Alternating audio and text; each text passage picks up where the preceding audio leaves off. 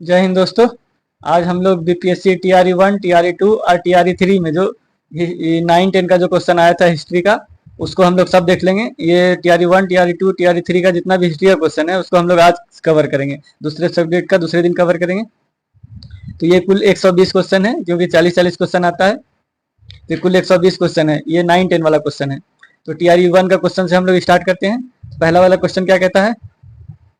पहला वाला क्वेश्चन कहता है सिंधु घाटी सभ्यता के प्रमुख नगर के नाम क्या है जिसकी पश्चिम एशिया से व्यापारिक संबंध था। पश्चिम एशिया से किसका व्यापारिक संबंध था ये बताना है। तो इसको आप लोग ऑप्शन पहले आंसर दे लीजिए, फिर इसका आंसर देखिएगा। तो इसका आंसर होगा सी वाला, कालीबंगा। कालीबंगा का संबंध था पश्चिम एशिया से। दूसरा वाला क्वेश्चन क्या कहता है?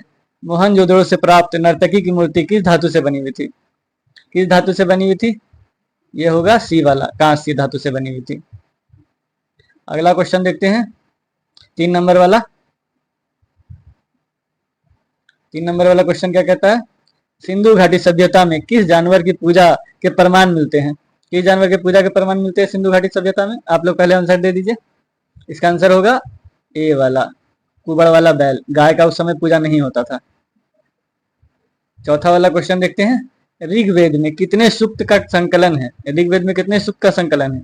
इसका सीधा आंसर देख लीजिए, ये पूरा गलत है। इसका आंसर ई वाला होगा। कितने, इसमें से कोई नहीं है, ऑप्शन में वो नहीं है। तो इसका कितना सूक्त है ऋग्वेद में? 1028। 1028 सूक्त है ऋग्वेद में। ऋग्वेद में कितने सूक्त का संकलन है? 1028। अगला क्वेश्चन देखते हैं, 5 नंबर वाला। कीर्तार्जुनीय कीर्तार्जुनीय किसने लिखा है? कीर्तार्जुनीय किसने लिखा है? इसका ऑप्शन देख लीजिए आप लोग। इसका आंसर क्या होगा? 5 का आंसर होगा ई वाला। कीर्तार्जुनीय किसने लिखा है? ई। इसमें से कोई नहीं, भट्टी भी नहीं लिखा है, कालिदास भी नहीं लिखा, सुदर्श भी नहीं लिखा। इसका क्या होगा? कीर्तार्जुनीय के लेखक है भारवी। कीर्तार्जुनीय के लेखक कौन है? भारवी। भारवी। कीर्तार्जुनीय के लेखक कौन है? भारवी। ये किस काल में थे? ये पल्लव वंश के राजा सिंह विष्णु के दरबार में रहते थे। भारवी किसके दरबार में रहता था? पल्लव वंश के शासक जो थे, उसी के दरबार में रहते थे।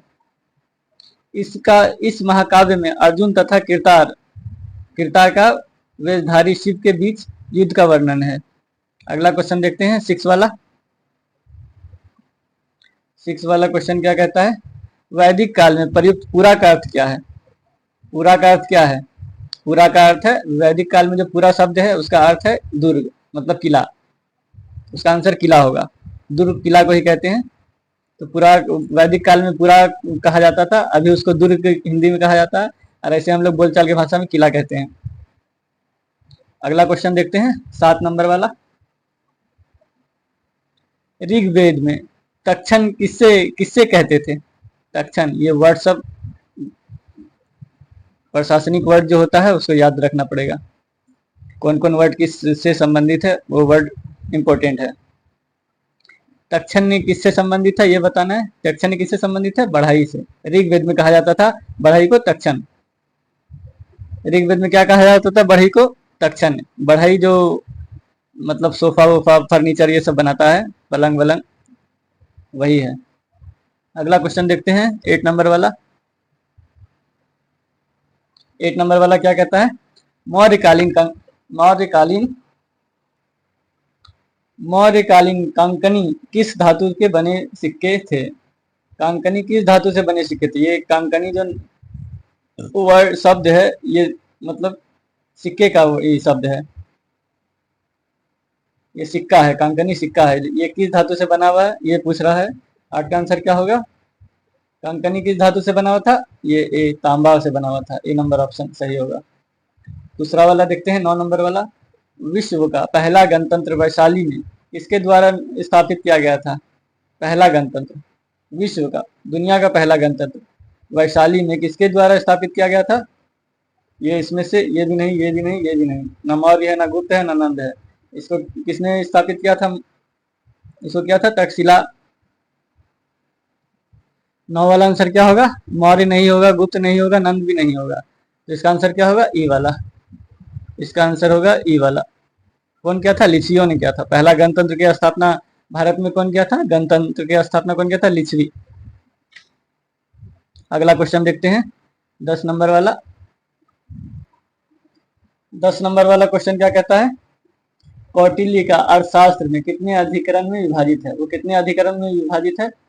ये 11 में नहीं है, गलत है। 14 भी गलत है, 12 भी गलत है। ये 15 अधिकरण में विभाजित है। 15 अधिकरण में विभाजित है और 180 प्रकरण में। अधिकरण कितना है? 15 है। कौटिल्य का अर्थशास्त्र का अधिकरण 15 है और प्रकरण है 180 और इसमें 6000 श्लोक है। 6000 श्लोक है। अधिकरण कितना हुआ? 180। प्रकरण कितना हुआ? 180। अधिकरण हुआ 15 और प्रकरण हुआ 180 और श्लोक हुआ 6000। अगला क्वेश्चन देखते हैं 11 नंबर वाला। 11 नंबर वाला क्या कहता है? इल्तुतमिश ने बिहार में अपना प्रथम सूबेदार किसे नियुक्त किया? बिहार में प्रथम सूबेदार इल्तुतमिश का बोल रहा है। इल्तुतमिश ने बिहार में प्रथम सूबेदार किसे नियुक्त किया गया है? ये भी गलत है, एवज भी गलत है, अली मर्दान भी गलत है और नसरुद्दीन मोहम्मद भी गलत है। इसका आंसर होगा मलिक जानी। इसका आंसर यहाँ तो ई है, मलिक जानी आंसर में नहीं है ऑप्शन में। इसका आंसर होगा मलिक जानी।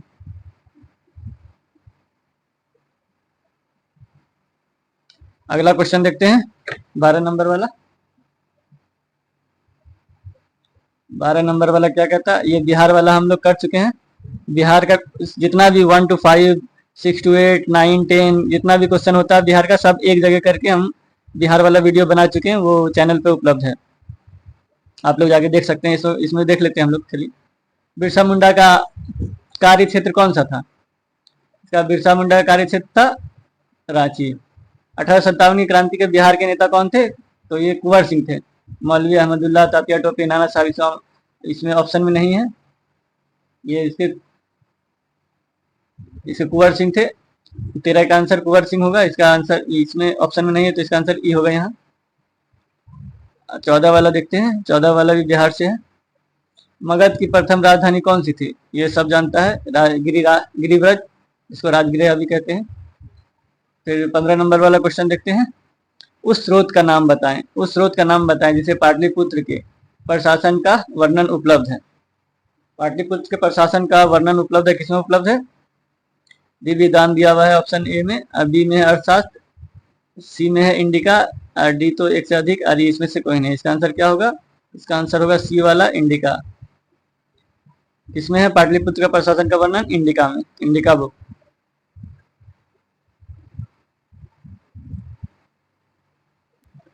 अगला क्वेश्चन देखते हैं 16 नंबर वाला।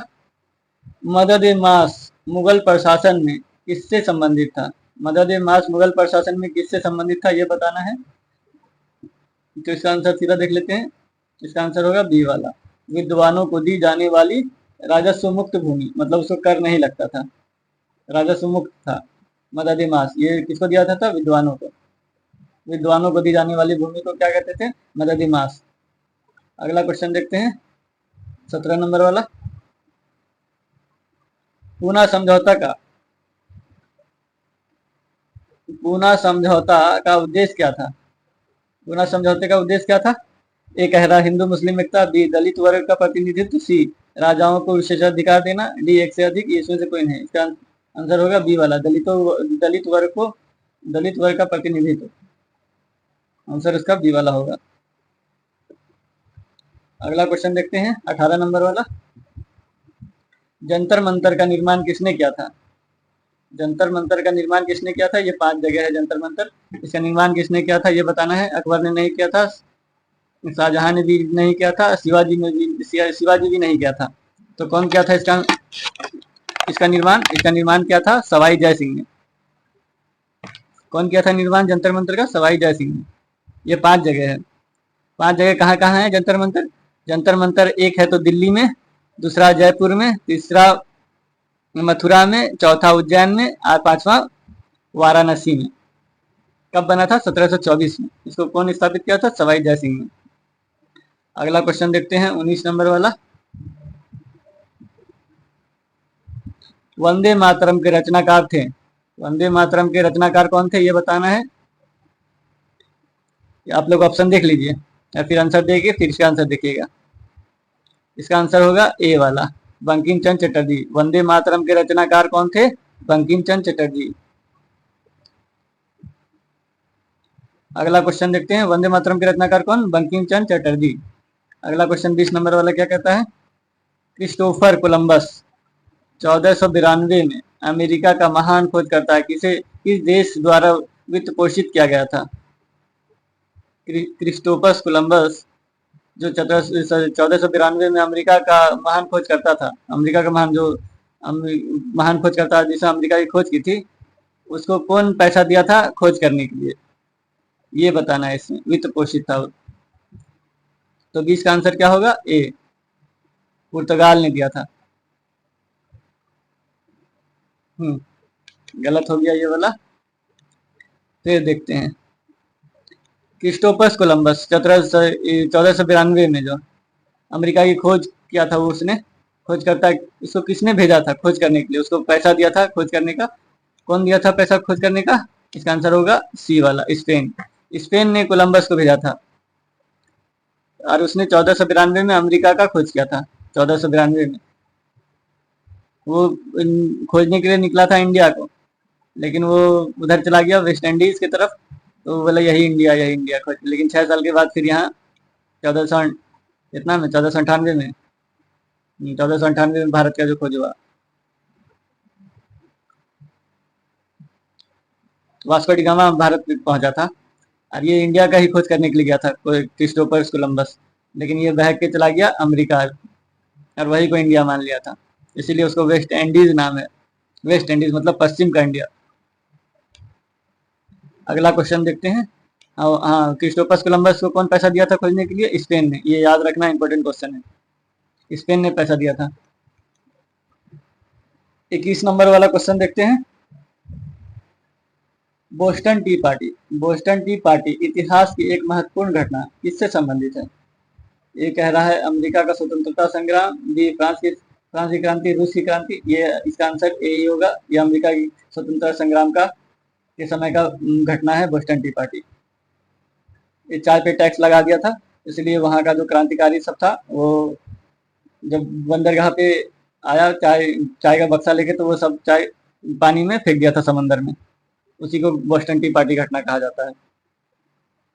अगला क्वेश्चन देखते हैं, 22 नंबर वाला।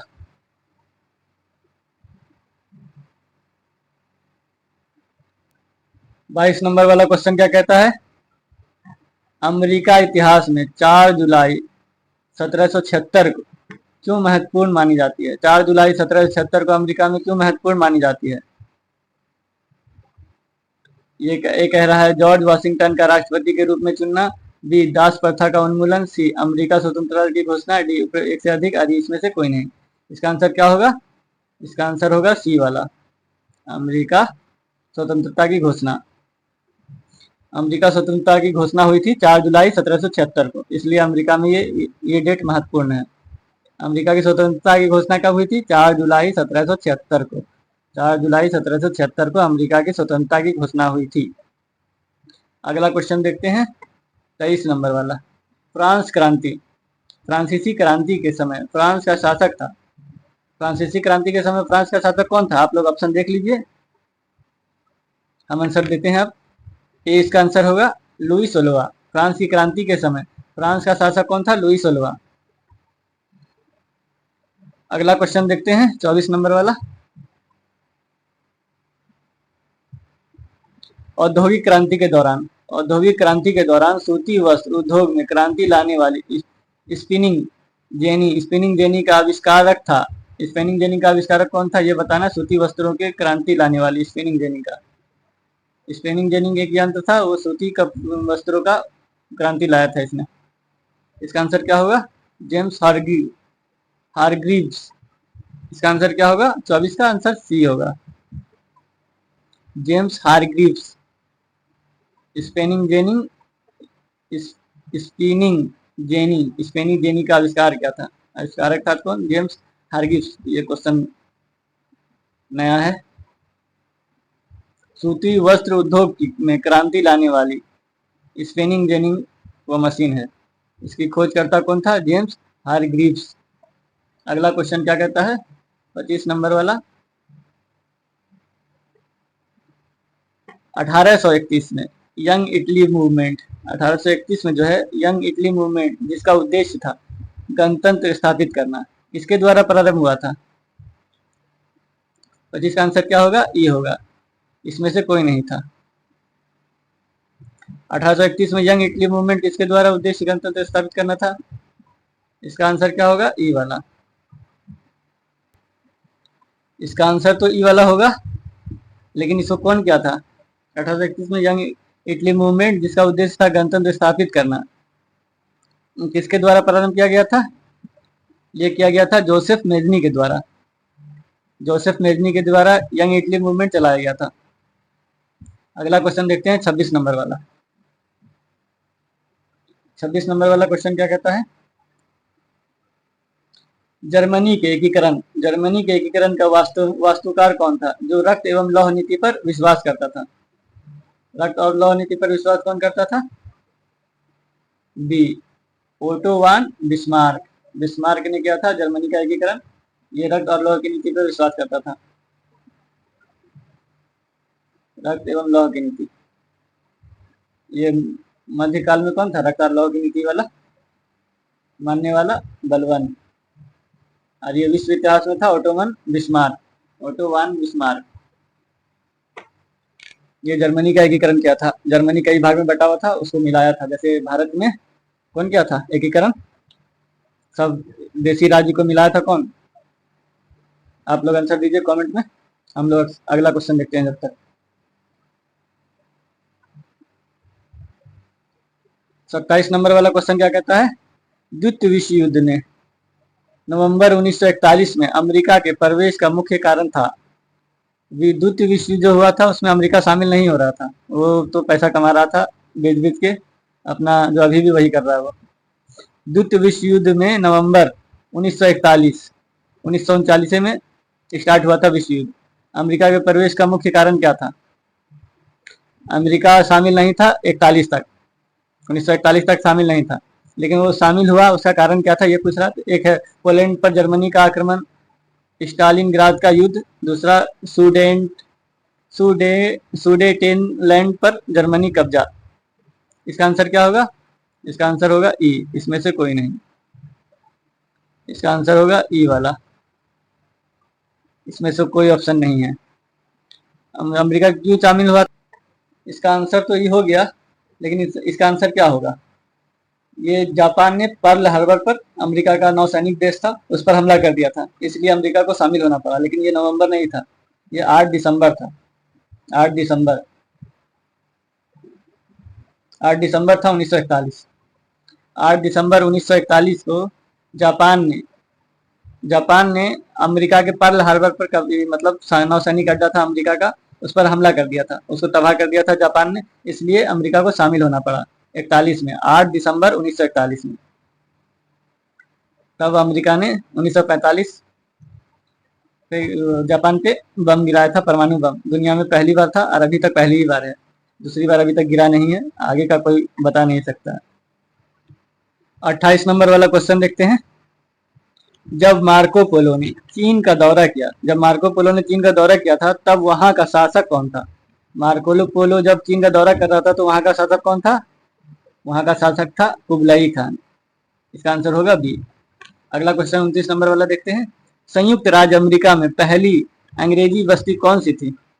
अमेरिका में पहली अंग्रेजी बस्ती कौन सी थी, ये बताना है। कौन सी थी इसकी पहली बस्ती? ये 29 नंबर वाला वर्ल्ड हिस्ट्री का क्वेश्चन है। संयुक्त राज्य अमेरिका में पहली अंग्रेजी बस्ती कौन सी थी? तो इसका आंसर होगा ए वाला, जेम्सटाउन। इसका आंसर क्या होगा? जेम्सटाउन। पहले अंग्रेजी बस्ती थी जेम्सटाउन। अगला क्वेश्चन देखते हैं 30 नंबर वाला। टेनिस कोर्ट की शपथ किस क्रांति से संबंधित है? टेनिस कोर्ट की शपथ किस क्रांति से संबंधित है? ए कह रहा अमेरिका, बी रूसी, सी फ्रांसीसी। टेनिस कोर्ट का संबंध किससे है? ये वर्ल्ड हिस्ट्री का क्वेश्चन सब भी कवर करना पड़ेगा। एक बार हम वर्ल्ड हिस्ट्री का लेके आएंगे, इसमें सिर्फ वर्ल्ड हिस्ट्री का क्वेश्चन होगा, हिस्ट्री का। इसका आंसर होगा बी वाला, फ्रांसीसी क्रांति। टेनिस कोर्ट का शपथ किस क्रांति से संबंधित था? फ्रांस की क्रांति से। अगला क्वेश्चन देखते हैं 31 नंबर वाला। मित्र राष्ट्रों ने सेवस की संधि किस देश के साथ की? सेवस की संधि किस देश के साथ की मित्र राष्ट्र ने? ए वाला है जर्मनी, बी टर्की, सी हंगरी, एक बी वाला एक से अधिक, इसमें से कोई नहीं। सेवर्स की संधि किससे की थी? आप लोग आंसर पहले दे दिया कीजिए। सेवर्स की संधि किससे किया था? ये जब युद्ध समाप्त हुआ था, द्वितीय विश्व युद्ध, तो वर्साई की संधि तो जर्मनी पे लगाया था, जिसके कारण द्वितीय विश्व युद्ध स्टार्ट हुआ था। ये प्रथम विश्व युद्ध का है। और फिर सेवर्स की संधि किया था टर्की के साथ। इसका आंसर होगा इस क्वेश्चन का बी वाला, टर्की। और वर्साई की संधि किसके साथ किया था? जर्मनी के साथ। अगला क्वेश्चन देखते हैं 32 नंबर वाला। 1733 ईस्वी में फ्लाइंग शटल मशीन का आविष्कार किसने किया था? ये फ्लाइंग शटल मशीन का आविष्कार किसने किया था 1733 में? फ्लाइंग शटल मशीन का आविष्कार किसने किया था? ए कह रहा है James Hargreaves, B John, C Edmund Cartwright, D एक से अधिक, इसमें से कोई नहीं। इसका आंसर होगा बी वाला, जॉन। फ्लाइंग शटल मशीन का आविष्कार किसने किया था? जॉन ने किया था। 1733 में फ्लाइंग शटल का मशीन का आविष्कार किसने किया था? जॉन ने। फ्लाइंग शटल मशीन क्या था? फ्लाइंग शटल मशीन क्या था 1733 में जो आविष्कार हुआ था, जिसका जॉन ने आविष्कार किया था? ये कपड़ा बनाने वाली मशीन थी। औद्योगिक क्रांति के दौरान ये हुआ था। कपड़ा बनाने वाली मशीन को क्या नाम था उस समय? Flying shuttle machine. अगला क्वेश्चन देखते हैं 33 नंबर वाला। 33 नंबर वाला क्या कहता है? किस संधि के द्वारा 30 वर्षीय युद्ध की समाप्ति हुई थी? किस संधि के द्वारा 30 वर्षीय युद्ध की समाप्ति हुई थी? इसका आंसर होगा बी वाला, वेस्टफेलिया की संधि। वेस्टफेलिया की संधि से 30 वर्ष का जो जंग हो रहा था वो समाप्त हुआ था। ये किसके साथ जंग था? 30 वर्ष जो लड़ाई हुआ था, 30 वर्ष युद्ध, ये किसके बीच हो रहा था? ये हो रहा था ईसाई के बीच। ईसाई में प्रोटेस्टेंट और कैथोलिक दो धड़ा था ईसाई का, वो दोनों के बीच जंग हो रहा था। उसी का नाम है वेस्टफेलिया की संधि। वेस्टफेलिया की संधि से ये जंग रुका था, प्रोटेस्ट और कैथोलिक के बीच। अगला क्वेश्चन है 34 नंबर वाला। पेरिस शांति सम्मेलन में इटली का प्रतिनिधित्व किसने किया था? पेरिस शांति सम्मेलन में इटली का प्रतिनिधित्व किसने किया था? ऑप्शन आप लोग देख लीजिए। इसका आंसर होगा बी वाला, ऑरलैंडो। पेरिस शांति सम्मेलन में इटली का प्रतिनिधित्व किसने किया था? ऑरलैंडो ने, पेरिस शांति सम्मेलन में। अगला क्वेश्चन क्या है 35 नंबर वाला।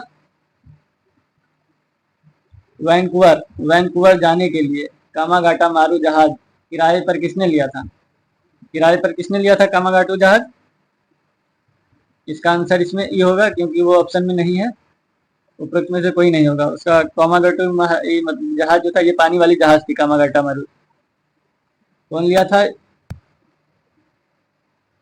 और 36 नंबर वाला फिर से देखते हैं। 36 नंबर वाला क्वेश्चन क्या कहता है? शोर कमेटी की स्थापना से कौन संबंधित नहीं था? इसका आंसर क्या होगा? भगवान सिंह। ये था संबंधित शोर कमेटी से, हुसैन रहीम। और बी वाला भी था बलवंत सिंह, ये भी कमेटी शोर कमेटी में था। भगवान सिंह नहीं था। अगला क्वेश्चन देखते हैं 37 नंबर वाला। 37 नंबर वाला क्या कहता है? महात्मा गांधी ने किस घटना को हिमालयी भूल कहा था? हिमालयी भूल कहा था। महात्मा गांधी ने किस घटना को हिमालयी भूल कहा था? मतलब हिमालय जैसी बड़ी भूल। किसने कहा था? महात्मा गांधी ने किस घटना को कहा था? ये कहा था चौरी चौरी घटना को।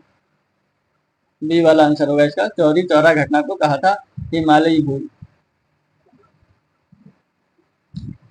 अगला क्वेश्चन क्या है 38 नंबर वाला। 38 नंबर वाला क्वेश्चन है चटगांव शस्त्रागार, ये बंगाल में है, पर हमले के दौरान कौन महिला क्रांतिकारी मारी गई थी? महिला क्रांतिकारी मारी गई थी चटगांव शस्त्रागार हमले में। वो कौन थी महिला क्रांतिकारी? वो थी ए, ऑप्शन ए, प्रीतिलता वाडेदार। प्रीतिलता वाडेदार ये मारी गई थी चटगांव शस्त्रागार हमले में। अगला क्वेश्चन देखते हैं 39 नंबर वाला।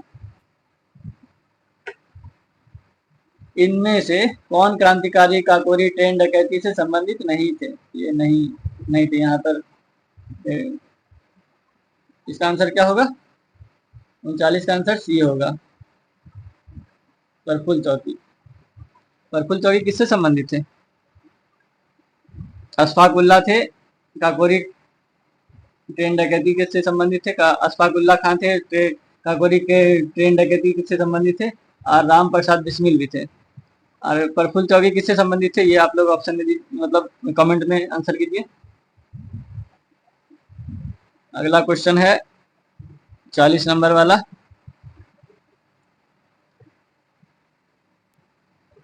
40 नंबर वाला क्वेश्चन क्या कहता है?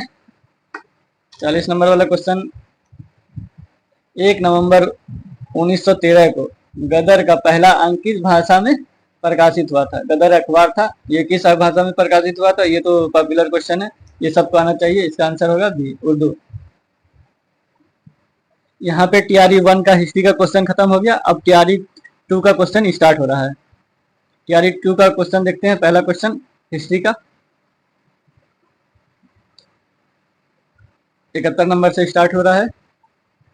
ये टीआरई 2 का क्वेश्चन है 9-10 का। अभी 9-10 का ही चल रहा है।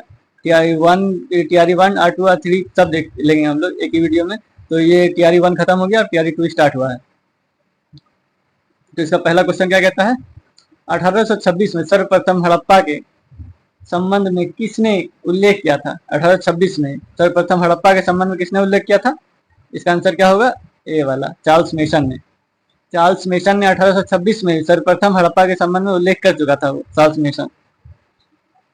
तब वर्ष 1921 में भारत के पुरातत्व सर्वेक्षण विभाग के तत्कालीन अध्यक्ष सर जॉन मार्शल के नेतृत्व में पुरातत्व दयाराम साहनी माधोश्री उत्खनन कर प्रमुख नगर हड़प्पा का पता लगाया था। हड़प्पा का पता कब लगाया था? 1921 में। किसने लगाया था? दयाराम साहनी ने मतलब उत्खनन करता थे। और ये थे इसमें सर जॉन मार्शल इसके अध्यक्ष थे, और माधो श्रीवास्तव थे, और ये दयाराम साहनी थे।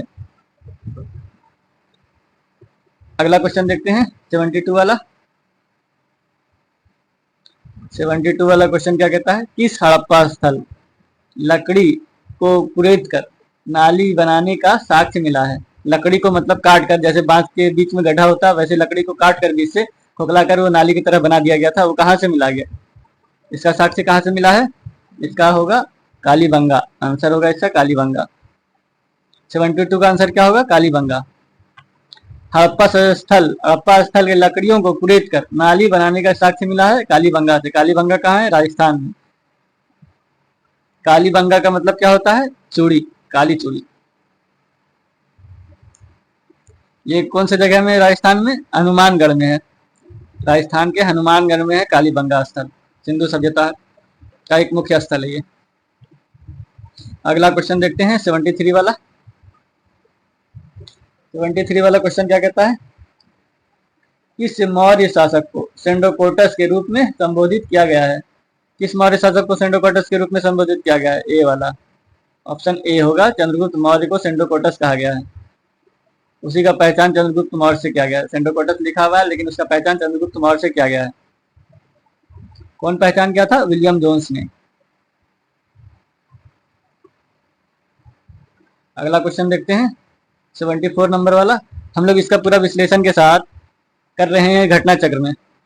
टॉपिक वाइज टॉपिक स्टार्ट हुआ है। हम लोग पाषाण काल उसमें कर चुके हैं घटना चक्र में, और ये अगला टॉपिक भी होगा। अब मैराथन वीडियो इसमें डालेंगे, उसमें सिंधु सभ्यता का भी हो जाएगा और इसमें एक ही में खत्म हो जाएगा। थोड़ा लंबा वीडियो बनेगा लेकिन खत्म हो जाएगा। इसका थ्योरी का भी हम लोग कुछ लगाएंगे दिमाग, और वर्ल्ड हिस्ट्री का भी, उसका भी इलाज होगा। वर्ल्ड हिस्ट्री का, वर्ल्ड हिस्ट्री तो ज़्यादातर सभी एग्जाम में पूछा नहीं जाता है, इसलिए वर्ल्ड हिस्ट्री आदमी को याद नहीं रहता है, इसलिए वर्ल्ड हिस्ट्री का अलग से उसका इलाज होगा। अगला क्वेश्चन देखते हैं 74 वाला। अपने शासन के किस वर्ष अशोक ने बोध गया की यात्रा की थी? अपने शासन के किस वर्ष बोध गया की यात्रा की थी? 74 का आंसर क्या होगा? आप लोग पहले आंसर दे दिया कीजिए। इसका आंसर होगा बी वाला, 10वें वर्ष। बोध गया की यात्रा कब किया था अशोक ने? अशोक कब बोल रहा है? अशोक ने अपने शासन मतलब उसका जो शपथ ग्रहण हुआ था, राजा बना था, उसके 10वें वर्ष बोध गया की यात्रा की थी। बोध गया की यात्रा क्यों आया था? क्योंकि वो बौद्ध ग्रहण कर लिया था, बौद्ध धर्म, इसलिए वो जहां जहां बौद्ध आए मतलब इम्पोर्टेंट स्थल था वो घूर रहा था। उसकी परिक्रमा कर रहा था वो।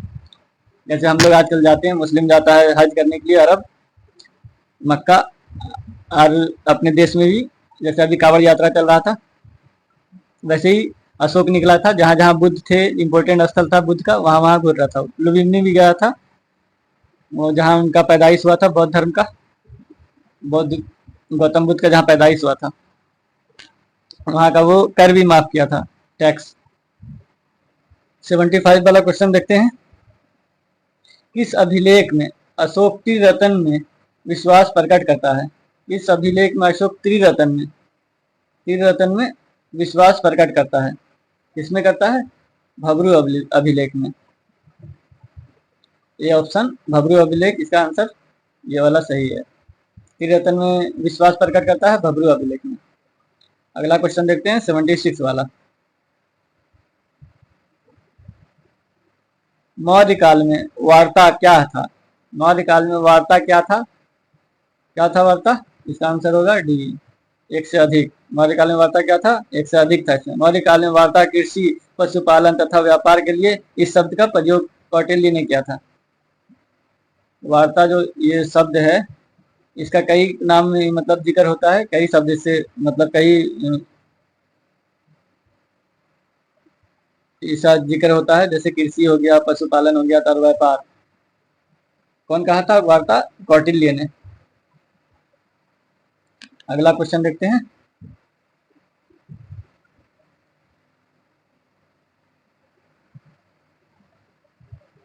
सतहत्तर नंबर वाला क्वेश्चन क्या कहता है? मौर्य काल में रूपा जीवा क्या था? मौर्य काल में रूपा जीवा जो शब्द है, प्रशासनिक शब्द उस समय का, राजा महाराजा के समय का, पहले प्राचीन काल का भी, मुगल काल का भी, और आधुनिक काल में तो ऐसा वर्ड कुछ है नहीं। मौर्य मतलब प्राचीन भारत का और मध्यकालीन भारत का, ये दोनों का वर्ड इंपॉर्टेंट है प्रशासन वाला। कौन किसको क्या कहता था? अब 77 नंबर वाले देखते हैं। रूपा जीवा किसको कहा जाता था? रूपा जीवा किसको कहा जाता था? इसका आंसर होगा, आप लोग आंसर पहले दे दीजिए, ई वाला होगा, उपरोक्त में से कोई नहीं। मौर्य काल में रूपा जीवा स्वतंत्र रूप से वेश्यावृत्ति करने वाली स्त्रियां थी। जो वेश्यावृत्ति करती थी स्त्रियां, उसी को रूपा जीवा कहा जाता था मौर्य काल में। इनको कार्यों का निरीक्षण गणिका अध्यक्ष करता था। इसका जो प्रशासन, इसको जो हैंडल करता था, जैसे सबका विभाग अलग अलग होता है, तो इस विभाग का जो संरक्षक था उसको गणिका अध्यक्ष कहा जाता था। हम लोग मौर्य काल का जो करेंगे घटना चक्र में, इसमें कंप्लीट कर लेंगे अच्छे से। इसमें सिर्फ आप लोग क्वेश्चन देख लीजिए कैसा कैसा पूछ रहा है और कैसे तैयारी करना है, किस लेवल पे जाकर। नेक्स्ट क्वेश्चन देखते हैं 78 नंबर वाला। कौटिल्य कितने प्रकार के दासों का उल्लेख करता है? कौटिल्य जो है कितने प्रकार के दासों का उल्लेख करता है? 7, 8, 9, कितने प्रकार के दासों का उल्लेख करता है कौटिल्य? 7 प्रकार के दास का। कौटिल्य ने अपने बुक इंडिका में लिखा है 7 प्रकार का दास। अर्थशास्त्र, कौटिल्य की पुस्तक का नाम है अर्थशास्त्र। मेगास्थनी की बुक का नाम है इंडिका। कौटिल्य 9 प्रकार के दासों का उल्लेख करता है। कौटिल्य कितने प्रकार के दासों का उल्लेख करता है? 9 प्रकार के। 7 नहीं होगा, 9 होगा। 9 प्रकार के दास का उल्लेख करता है। नारद ने 15 प्रकार के दासों का उल्लेख किया है। मनुस्मृति में जो 7 प्रकार के दासों का उल्लेख किया गया, मनुस्मृति में कितने दासों का उल्लेख किया गया? 7 प्रकार के। लेकिन कौटिल्य के अर्थशास्त्र में 9 प्रकार के दासों का उल्लेख किया गया है। मेगास्थनी तथा स्ट्रैबो के अनुसार भारत में दास प्रथा नहीं थी। कौन कहा है भारत में मतलब दास प्रथा नहीं थी? मेगास्थनी और स्ट्रैबो, ये दोनों कहा है कि भारत में दास प्रथा नहीं थी। ये थोड़ा सोचने वाला बात है, ऐसा हो नहीं सकता। प्राचीन काल में दास प्रथा चलता था, ये तो मध्यकालीन तक चला है दास प्रथा। अब देखते हैं अगला क्वेश्चन 79 वाला। मौर्य प्रशासन में संग्रहण किस क्षेत्र से संबंधित था? मौर्य प्रशासन में संग्रहण किस क्षेत्र से संबंधित था? इसका आंसर क्या होगा? इसका आंसर होगा ए, भू राजस्व। मतलब वो जमीन का टैक्स वसूलता था। मौर्य प्रशासन में संग्रहण किससे संबंधित था? किस क्षेत्र से संबंधित था? भू राजस्व मतलब जमीन का टैक्स से संबंधित था। अगला क्वेश्चन देखते हैं 80 नंबर वाला।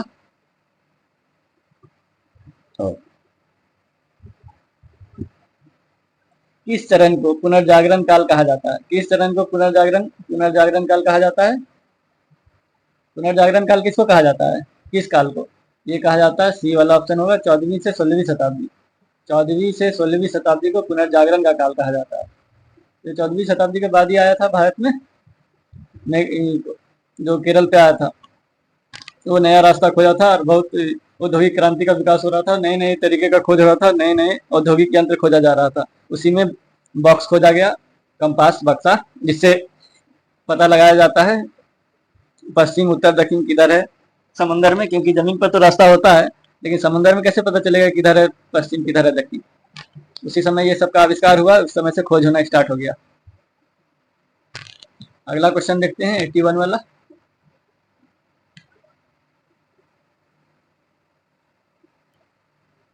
ये वर्ल्ड हिस्ट्री वाला क्वेश्चन आ गया। पुनर्जागरण काल का माइकल एंजेलो कौन था? पुनर्जागरण काल का जो माइकल एंजेलो था वो कौन था? ये कौन था माइकल एंजेलो? ये था चित्रकार। माइकल एंजेलो कौन था? चित्रकार। वर्ल्ड हिस्ट्री वाला भी क्वेश्चन अच्छा गहराई से पूछ रहा है, मतलब उसको अच्छे से तैयार, खाली ऑब्जेक्टिव से काम नहीं चलेगा, बुक पढ़ना पड़ेगा। ये विश्व इतिहास का बुक है, एनसीईआरटी में 9, 10 और 11 में है विश्व इतिहास। उसको एक ही वीडियो में कवर करना पड़ेगा। विश्व इतिहास का पूरा एक ही वीडियो में कवर हो जाएगा, पूरा थ्योरी के साथ। उससे जो भी क्वेश्चन बनना होगा उसी से बनेगा। अगला क्वेश्चन देखते हैं 82 नंबर वाला। हर्ष का प्रधान सचिव कौन था? हर्ष का प्रधान सचिव कौन था? इसका प्रधान सचिव भंडी था। उनका नाम क्या था? भंडी। अवंती विदेश सचिव था, जिसकी संज्ञा महासंधि विग्रह की थी। अगला क्वेश्चन देखते हैं, सचिव था भंडी हर्ष का। अगला क्वेश्चन देखते हैं 83 नंबर वाला।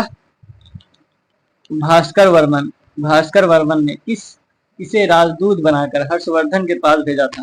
भास्कर वर्धन ने किसे राजदूत बनाकर हर्ष के पास भेजा था? 83 का आंसर क्या होगा?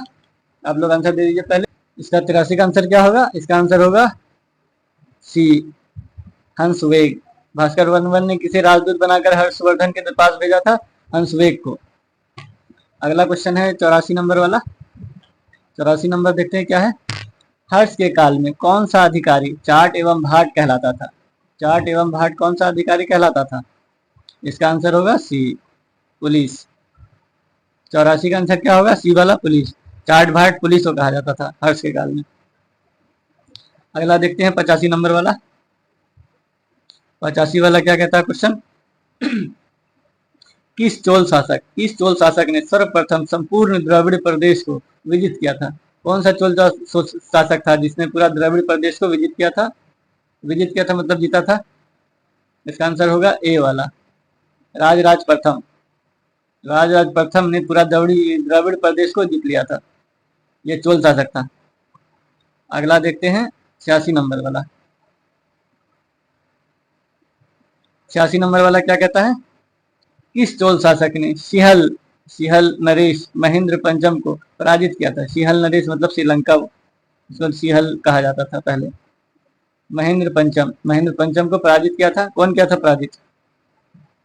इसका आंसर होगा डी वाला, एक से अधिक, मतलब कई शासक ने पराजित किया था चोल शासक ने। कौन कौन किया था पराजित?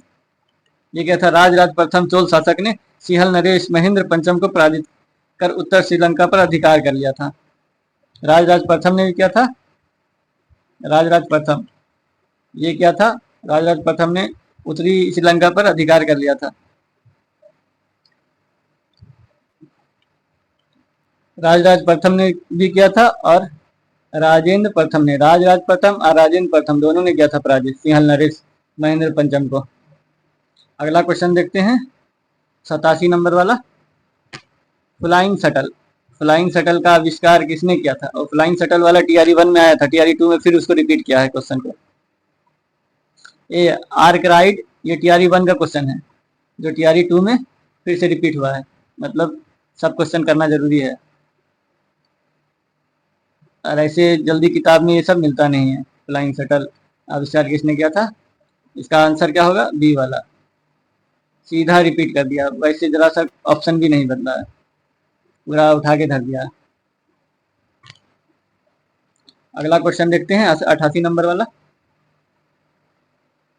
88 नंबर में क्या है? किस वर्ष लिवरपूल, लिवरपूल लंदन में है, किस वर्ष लिवरपूल और मैनचेस्टर के मध्य जॉर्ज स्टीफेंस ने रेलवे चलाई थी? रेलवे पहली बार कब चला था लंदन में? लिवरपूल और मैनचेस्टर के बीच चला था पहली बार। जॉर्ज स्टीफन ने रेलवे चलाई थी, कब चलाई थी? 88 का आंसर क्या होगा? इसका आंसर होगा, इसमें तो ऑप्शन नहीं है, इसका आंसर होगा ई वाला। ये जब कब चला था? 1830 में। लिवरपूल और मैनचेस्टर के बीच जो स्टीफन्स ने रेलवे चलाई थी वो कब चलाई थी? 1830 में। और पहली बार जो रेलवे चलाया गया था, डेमो उसका हुआ था, रेलगाड़ी डाल्टिंगन और स्टॉकटोन के बीच कब चला था? 1825 में। ये भी लंदन में हुआ था 1825 में। अंग्रेज ने ही भारत में ही पहली बार रेल चलाया था 1853 में। और वो लंदन में चल गया था 1825 में, और लिवरपूल और मैनचेस्टर के बीच चला था 1830 में। अगला क्वेश्चन देखते हैं।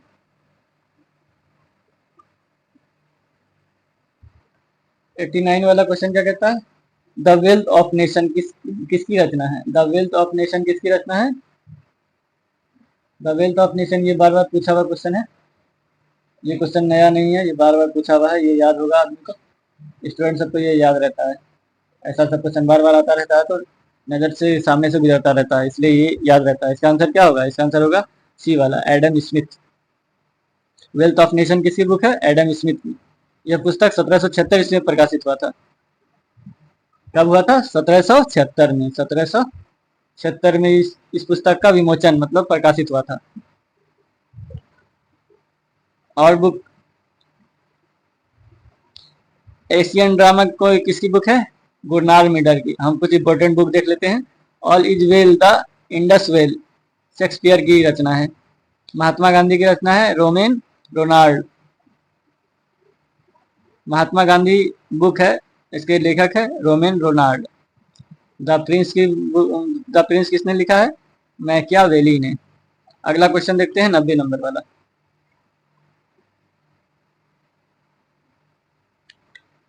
टाइद क्या है? ये भी शब्द आया, शब्द बहुत आ रहा है, टीआरई 1 में भी बहुत सा आया है और टीआरई 2 में भी आ रहा है। मतलब वर्ड जो शब्द है इंपॉर्टेंट, उसको इंपॉर्टेंट क्या, जितना भी शब्द है सबको कई बार देख लेना, खुद याद हो जाएगा। 90 नंबर का क्या है आंसर? टाइद क्या है? इसका आंसर होगा सी, धार्मिक कर। टाइद क्या था? ये धार्मिक कर था, जिसे चर्च को किसानों द्वारा दशमास के रूप में देना पड़ता था, मतलब 10 साल में ये कर देना पड़ता था चर्च को। अंधविश्वास भी यूरोप में बहुत था पहले, पुनर्जागरण काल के पहले। 14वीं से 16वीं शताब्दी तक पुनर्जागरण काल चला था। 14वीं शताब्दी से पहले वो चर्च का आतंक था, वो उसको मतलब बहुत अंधविश्वास नहीं, आतंक बोलिए उसको। कुछ कुछ अभी भी भारत में है, वैसा तो नहीं है लेकिन उसका 70% है। अगला क्वेश्चन देखते हैं 91 वाला। 91 वाला क्वेश्चन क्या कहता है? 91 वाला क्वेश्चन देखते हैं।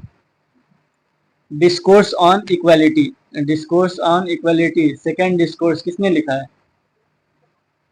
किसने लिखा है डिस्कोर्स ऑन इक्वालिटी? 91 का आंसर होगा सी वाला, रूसो ने। रूसो के बुक है डिस्कोर्स ऑन इक्वालिटी। बुक भी याद करना है, आधुनिक काल का भी, मध्यकाल का भी, प्राचीन काल का भी। इंपॉर्टेंट बुक सब है, बहुत सारा बुक पूछा गया है। थियरी 1 वाला तो हम लोग देख लिया, उसमें भी बुक पूछा गया था, इसमें भी। डिस्कोर्स ऑन इक्वालिटी किसने लिखा है? रूसो ने। रूसो ने क्या लिखा है? Discourse on equality. अगला क्वेश्चन देखते हैं 92 वाला। इस द्वीप पर नेपोलियन बोनापार्ट का जन्म हुआ था। किस द्वीप पर हुआ था नेपोलियन बोनापार्ट का जन्म? ये हुआ था, किस द्वीप पर हुआ था? आप लोग पहले आंसर दे दीजिए। ये हुआ था ए, ऑप्शन ए, कार्सिका। कॉर्सिका द्वीप पर नेपोलियन बोनापार्ट का जन्म हुआ था। किस पर हुआ था जन्म नेपोलियन बोनापार्ट का? कॉर्सिका द्वीप पर। अगला क्वेश्चन देखते हैं 93 वाला। The spirit of the law नामक प्रसिद्ध पुस्तक किसने लिखा है? The spirit of the law पुस्तक, ये 968 वाला हम लोग जो जब किए थे क्वेश्चन, उसमें भी ये पुस्तक पूछा हुआ है। द स्पिरिट ऑफ लॉ नामक प्रसिद्ध पुस्तक किसने लिखा? 6 to 8, 9, 10 सब में एक दूसरे का क्वेश्चन मैच हो रहा है, मतलब 6 to 9, 10 वाला क्वेश्चन 6 to 8 में भी मिल जाएगा और 6 to 8 वाला क्वेश्चन 9, 10 में भी मिल जाएगा। 93 का आंसर क्या होगा? इसका आंसर होगा सी वाला, Montesquieu. The spirit of law किसकी पुस्तक है? मॉन्टेस्क्यू की। रोमियो और जूलियट किसने लिखा है? शेक्सपियर ने। रोमियो और जूलियट किसने लिखा? शेक्सपियर ने। Right of man Thomas Paine ने। और सोशल कॉन्ट्रैक्ट ये भी रूसो की है। The spirit of law Montesquieu की पुस्तक है, और ऊपर में देखे थे हम लोग रूसो की पुस्तक, और सोशल कॉन्ट्रैक्ट भी रूसो की पुस्तक ही है। लेटर्स ऑन इंग्लिश वॉल्टेयर की पुस्तक है। दास कैपिटल कार्ल मार्क्स की पुस्तक है। रूसो की कौन और पुस्तक थी? Social contract. भूल गए हम लोग? हम भूल गए। देखते हैं अगला क्वेश्चन 94 वाला। कुतुबुद्दीन ऐबक ने, कुतुबुद्दीन मध्यकाल का आ गया क्वेश्चन। कुतुबुद्दीन ऐबक ने किस मूल्य पर इल्तुतमिश को खरीदा था? इल्तुतमिश दास था, उसको कुतुबुद्दीन ऐबक ने खरीदा था। कितने में खरीदा था ये बताना है। इसका आंसर क्या होगा? इसका आंसर होगा बी वाला, 1 लाख जीतल में। कुतुबुद्दीन ऐबक ने इल्तुतमिश को कितने में खरीदा था? 1 लाख जीतल में खरीदा था। ऐबक लाहौर से शासन का संचालन करता था। इसकी राजधानी लाहौर थी। कुतुबुद्दीन ऐबक की राजधानी कहाँ थी? लाहौर थी।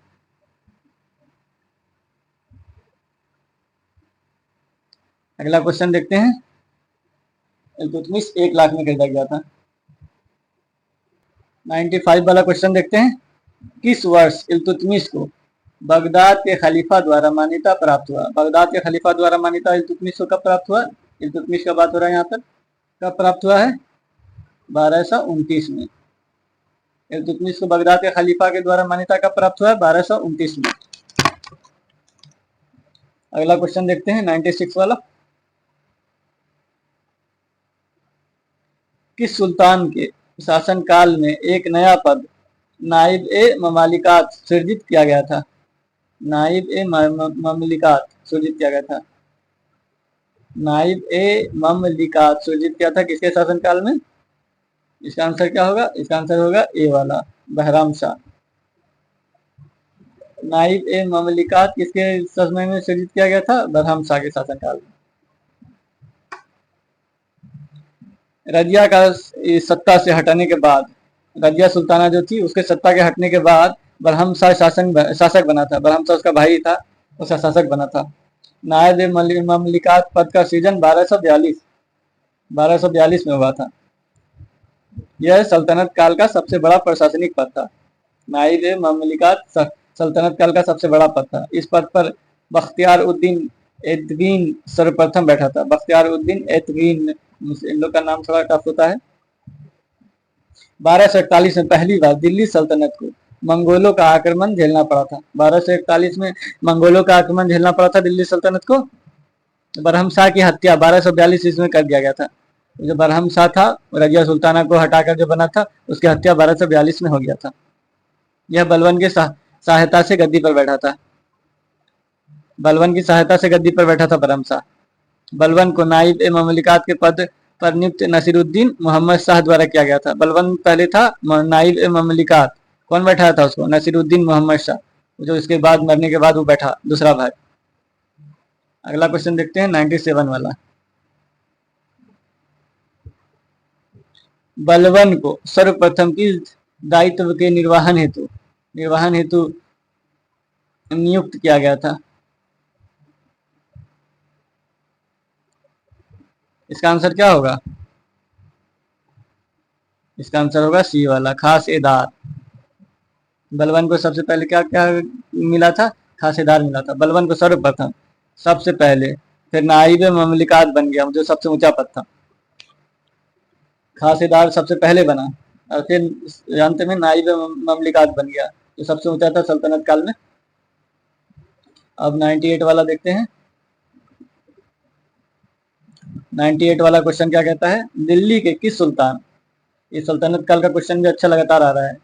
दिल्ली के किस सुल्तान ने अपने जीवन काल में ही अपना मकबरा बनवा लिया था, मतलब मरने से पहले ही अपना कब्र खोद लिया था, इसी में दफनाना है मुझे। कौन था ऐसा, ये था इल्तुतमिश। इल्तुतमिश ने ही अपना पहला मकबरा बनाया था कब्र को, मतलब उसको, उसमें इंसान रहता है बॉडी उसका, उसी के ऊपर जो बना बना दिया जाता है वही मकबरा हो जाता है। अपने पहले बना लिया था इल्तुतमिश ने, मरने से पहले ही अपना इंतजाम कर लिया था। अब 99 वाला देखते हैं। अकबर की अंतिम विजय कौन सी थी, अकबर की जो अंतिम विजय थी वो कौन सी थी, ये बताना है। इसका अंतिम विजय कौन था, असीरगढ़ का। असीरगढ़ का किला जो था उसका अकबर का अंतिम था, अकबर की अंतिम विजय, ये लास्ट था, उसके बाद अकबर मर गया। सितंबर 1601 में असीरगढ़ पर अकबर ने विजय प्राप्त किया था। 1601 में असीरगढ़ पर विजय प्राप्त किया था अकबर ने।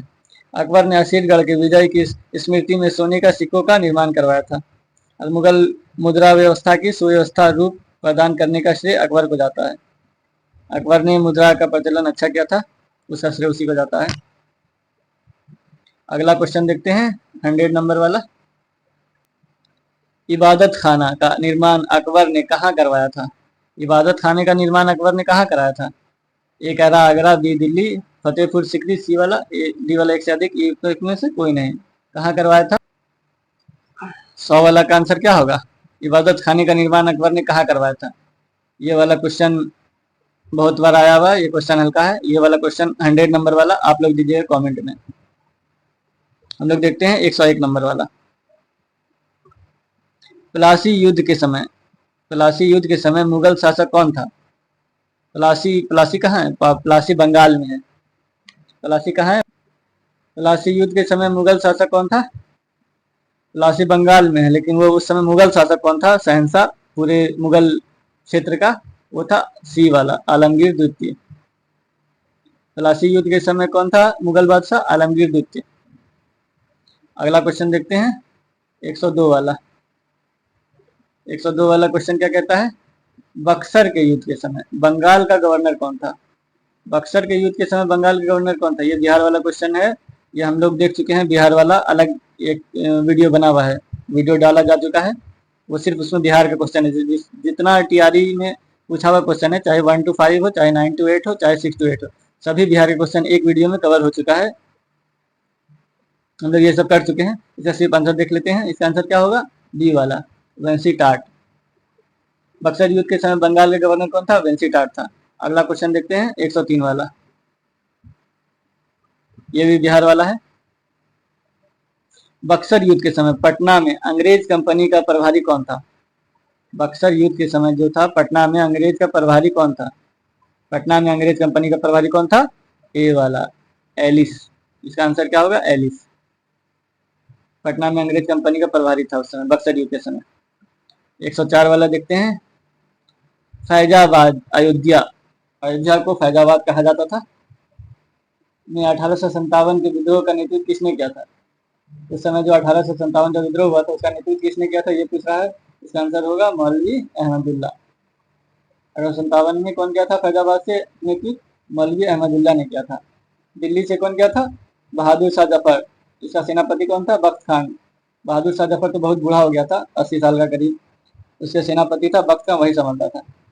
लखनऊ में कौन किया था नेतृत्व 1857 में, बेगम हजरत महल। कानपुर में कौन किया था, नाना साहेब, और उसके सेनापति थे तात्या टोपे। झांसी से कौन किया था, झांसी तो सब जानता है। ग्वालियर से किसने किया था, झांसी ग्वालियर दोनों से रानी लक्ष्मीबाई। तात्या टोपे इनका सेनापति था। इलाहाबाद और बनारस से किसने किया था, लियाकत अली ने। इलाहाबाद से कौन किया था, लियाकत अली ने। बरेली से कौन किया था, खान बहादुर खान। जगदीशपुर से कौन किया था, जगदीशपुर बिहार, बाबू कुंवर सिंह, ये सब जानता है। मेरठ से कदम सिंह, संभलपुर से सुरेंद्र भाई। अगला देखते हैं 105 नंबर वाला।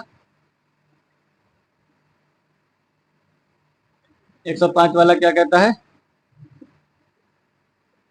भारतीय राष्ट्रीय कांग्रेस की स्थापना के समय भारत का वायसराय कौन था? कांग्रेस का जब स्थापना हो रहा था तो भारत का वायसराय कौन था, ये पूछ रहा है। इसका आंसर होगा डफरिन, ए वाला। अगला क्वेश्चन देखते हैं 106 नंबर वाला। सर्वप्रथम भारतीय राष्ट्रीय कांग्रेस का विभाजन किस वर्ष हुआ था? सबसे पहले किस वर्ष हुआ था भारतीय राष्ट्रीय कांग्रेस का विभाजन? इसका आंसर होगा बी वाला। ये सब क्वेश्चन मतलब आसान है, बार बार आसान का मतलब बार बार आया हुआ है क्वेश्चन। तो अगला क्वेश्चन देखते हैं 107 नंबर वाला। 107 नंबर वाला क्वेश्चन क्या कहता है? किस वर्ष मुजफ्फरपुर बम कांड हुआ था? ये भी क्वेश्चन बार बार आता है। ये 1908 में हुआ था। इसमें कौन कौन शामिल थे? मुजफ्फरपुर में जो बम कांड हुआ था उसमें कौन शामिल था? 1908 में हुआ था। इससे तो आंसर पता चल गया। इसमें कौन कौन शामिल थे? प्रफुल्ल चौकी और खुदीराम बोस। मुजफ्फरपुर बम कांड में कौन कौन शामिल थे? प्रफुल्ल चौकी और खुदीराम बोस। इसमें किंग्स फोर्ट की हत्या का साजिश किया गया था, लेकिन वो मरा नहीं था। बेकसूर आदमी मर गया था इसमें, उसका बाल बच्चा पूरा परिवार। 108 नंबर वाला देखते हैं। दांडी यात्रा में गांधी जी के साथ कितने स्वयंसेवियों ने प्रतिभाग किया था? मतलब कितने आदमी लोग मतलब इसमें हिस्सा लिया था? तो इसका आंसर क्या होगा? इसका आंसर भी आसान है। 108 नंबर का इसका होगा बी वाला। 78 आदमी ने लिया था हिस्सा। अगला क्वेश्चन देखते हैं 109 नंबर वाला। गदर पार्टी की स्थापना किस स्थान पर हुई थी? गदर पार्टी की स्थापना सैन फ्रांसिस्को में हुई थी। सैन फ्रांसिस्को कहाँ है? इसका तो आंसर सैन फ्रांसिस्को होगा। ये गदर पार्टी चलता था अमेरिका और कनाडा के बीच में। कनाडा और अमेरिका में फैला हुआ था ये। इसका 1 नवंबर 1913 को अमेरिका में कैलिफोर्निया में सैन फ्रांसिस्को के नगर में लाला हरदयाल और इस पार्टी द्वारा स्थापना किया गया था। लाला हरदयाल द्वारा इस पार्टी का स्थापना किया गया था।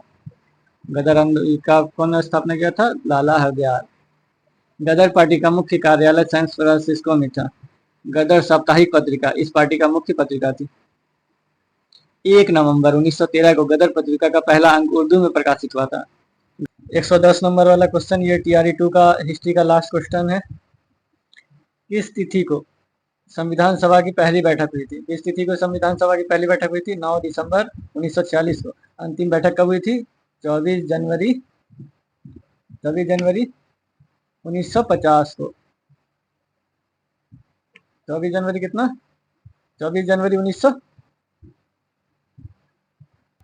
इसकी बैठक हुई थी 9 दिसंबर 1946 को, और अंतिम बैठक हुई थी 24 जनवरी 1950 को। यहाँ पे टीआरई 2 का हिस्ट्री का क्वेश्चन खत्म हो गया। अब टीआरई 3 स्टार्ट होगा। टीआरई 3 को हम लोग स्टार्ट करते हैं। 80 क्वेश्चन हो गया है टीआरई 1 का और टीआरई 2 का मिलाकर। हिस्ट्री का 9, 10 का अभी चल रहा है। 6 to 8 हम लोग कंप्लीट कर चुके हैं, जिसका वीडियो चैनल पे उपलब्ध है। अब टीआरई 3 का देखते हैं हिस्ट्री का क्वेश्चन। पहला क्वेश्चन क्या कहता है टीआरई 3 का? पहला क्वेश्चन है टीआरई 3 का, छोटा कर लेते हैं थोड़ा। पहला क्वेश्चन 71 नंबर वाला है। मौर्य काल में मुद्राओं के परीक्षण की जिम्मेदारी किसकी थी? मौर्य काल में जो मुद्रा का परीक्षण करता था उसकी जिम्मेदारी किसके पास थी? उसकी जिम्मेदारी थी रूपदर्शक के पास। Option number C. अगला क्वेश्चन देखते हैं। हाँ, इसका देख लेते हैं कुछ और। मौर्य की राजकीय मुद्रा को क्या कहा जाता था? मौर्य की राजकीय मुद्रा को पन कहा जाता था। और परीक्षण करने वाले को तो रूपदर्शक कहा जाता था, और मौर्य की राजकीय मुद्रा को पन कहा जाता था। उसकी कुछ मुद्राएं हैं, मयूर, पर्वत और अर्धचंद्राकार। ये सब उसका मुद्रा का ये था प्रकार। लक्ष्मण अध्यक्ष किसको कहा जाता था? मौर्य काल में लक्ष्मण अध्यक्ष किसको कहा जाता था? टकसाल का अध्यक्ष को लक्ष्मण अध्यक्ष कहा जाता था। कृषि विभाग के अध्यक्ष को कहा जाता था? सीता अध्यक्ष। अब व्यापार तथा वाणिज्य के अध्यक्ष को कहा जाता था पन्य अध्यक्ष। धातु विभाग के अध्यक्ष को लव अध्यक्ष कहा जाता था। पासपोर्ट विभाग के अध्यक्ष को मुद्रा अध्यक्ष कहा जाता था। मुद्रा अध्यक्ष। पासपोर्ट विभाग का जो अध्यक्ष था मौर्य काल में, उसको मुद्रा अध्यक्ष कहा जाता था। राज्य के कोषाध्यक्ष को कहा जाता था सन्निधता। राज्य के कोषाध्यक्ष को सन्निधता कहा जाता था। कारागार का प्रभारी को प्रशस्ता कहा जाता था। वन विभाग के प्रधान अधिकारी को अटविक कहा जाता था। समाहर्ता बहुत बार पूछा गया है। राज्य राजस्व विभाग का प्रधान अधिकारी किसको कहा जाता था? राजस्व विभाग का जो प्रधान अधिकारी होता था, सबसे बड़ा राजस्व विभाग का अधिकारी को क्या कहा जाता था? सभार्ता। सोने का अध्यक्ष को क्या कहा जाता था? स्वर्ण अध्यक्ष। अगला क्वेश्चन देखते हैं। अगला क्वेश्चन 72 नंबर वाला। मौर्य शासन में हिंदी के किस महीने से वित्त वर्ष प्रारंभ होता है? वित्त वर्ष का मौर्य में मतलब मौर्य काल में किस वर्ष प्रारंभ होता था? किस महीने में हिंदी के किस महीने में वित्त वर्ष प्रारंभ होता था मौर्य के शासन में? इसका आंसर होगा आषाढ़। ये वाला आषाढ़म। मौर्य वित्त वर्ष आषाढ़म, जुलाई। आषाढ़म मतलब जुलाई, उसको जुलाई कहा जाता था, से शुरू होता था। अभी का जुलाई है, उसको उस समय कहा जाता था मौर्य काल में आषाढ़। आषाढ़ आषाढ़ है, आषाढ़म नहीं, आषाढ़। आषाढ़म यहाँ लिखा हुआ है, लेकिन आषाढ़ हम लोग बोलचाल की भाषा में बोलते हैं आषाढ़।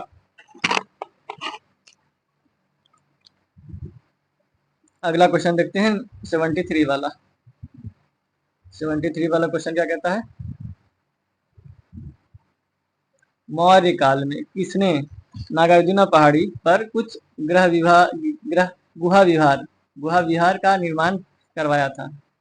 गुहा विहार मतलब गुहा मतलब गुफा होता है, विहार मतलब रहने की जगह को विहार कहा जाता था। तो गुहा विहार कौन बनवाया था मौर्य काल में? नागार्जुना पहाड़ी पर, ये याद रखना। बराबर पहाड़ी या नागार्जुना पहाड़ी ये सब अलग अलग है। नागार्जुना पहाड़ी पे कौन बनवाया था?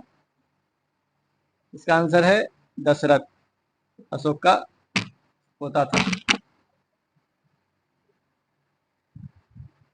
अशोक का पोता था ये दशरथ। मौर्य काल में इसने नागार्जुना पहाड़ी पे बनाया था। दशरथ ने नागार्जुना पहाड़ी पे गुहा विहार बनाया था जीवकों के लिए। और अशोक के पौत्र दशरथ ने आजीवकों का नागार्जुना गुफा प्रदान किया था। ये नागार्जुना पहाड़ी पर था। सम्राट दशरथ और अशोक ने आजीवक संप्रदाय के भिक्षुओं के वर्षवास जो साल में वो एक बार होता था के लिए क्रमशः नागार्जुना पहाड़ी पर बराबर पहाड़ी पर, नागार्जुना और बराबर पहाड़ी दोनों अलग अलग है। बराबर पहाड़ी पर एकास्मक चट्टानों को कटवा कर दोनों के शैलकृत गुफाओं का निर्माण करवाया था। अगला क्वेश्चन देखते हैं 74 वाला। 74 वाला क्वेश्चन क्या कहता है? हर्ष और पुलकेशन द्वित के मध्य संघर्ष का वर्णन करने वाला एहोल अभिलेख के लेखक कौन थे?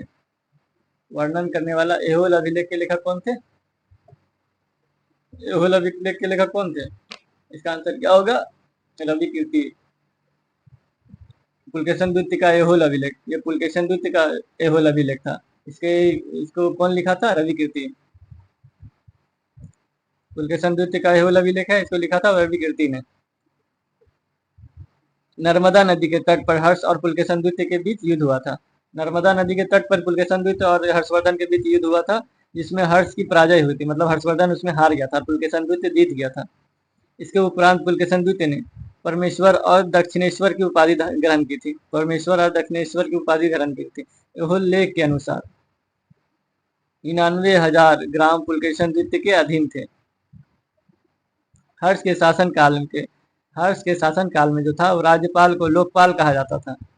हर्ष ने थानेश्वर को स्थान पर कन्नौज को राजधानी बनाया था। हर्ष ने जो है थानेश्वर के स्थान पर कन्नौज को अपनी राजधानी बनाया था। अब 75 नंबर वाला देखते हैं।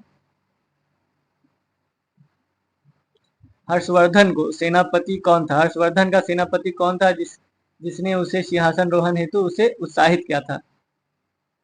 हर्ष का सेनापति कौन था जो इसको सिंहासन रोहण से उत्साहित किया था? 75 का आंसर क्या होगा? इसका आंसर होगा सिंहनाद।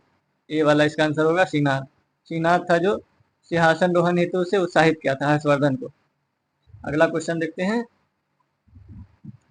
अगला क्वेश्चन 76 नंबर वाला क्या कहता है? चीनी लेखक के अनुसार किस वर्ष हर्ष ने मगध राज की उपाधि धारण की थी? मगध राज की उपाधि हर्ष ने कब धारण की थी, ये बताना है। इसका आंसर होगा क्या? इसका आंसर होगा ए वाला 641 ईस्वी में। चीनी लेखक के अनुसार किस वर्ष हर्ष ने मगध राज की उपाधि धारण की थी 641 ईस्वी में। अगला क्वेश्चन देखते हैं 77 नंबर वाला। हर्षवर्धन का भी बहुत सारा क्वेश्चन पूछा हुआ है, ये भी इंपॉर्टेंट है। हेन सॉन्ग के अनुसार हर्ष ने बिहार के किस स्थान पर एक पीतल का विहार बनवाया? पीतल का विहार कब बनवाया? 78 वाला क्वेश्चन। 78 वाला क्वेश्चन फिर से कितने महीने तक हेनसॉन्ग नालंदा में ठहरा था? नालंदा में हेनसॉन्ग कितने दिन तक ठहरा था, अध्ययन क्या था? इसका आंसर होगा ई वाला। 78 का आंसर ई वाला, इसमें से ऑप्शन नहीं है वो, इसमें से कोई नहीं होगा आंसर। इसका आंसर ई वाला होगा, इसमें कोई नहीं होगा, क्योंकि 5 वर्ष वो नालंदा में रहा था।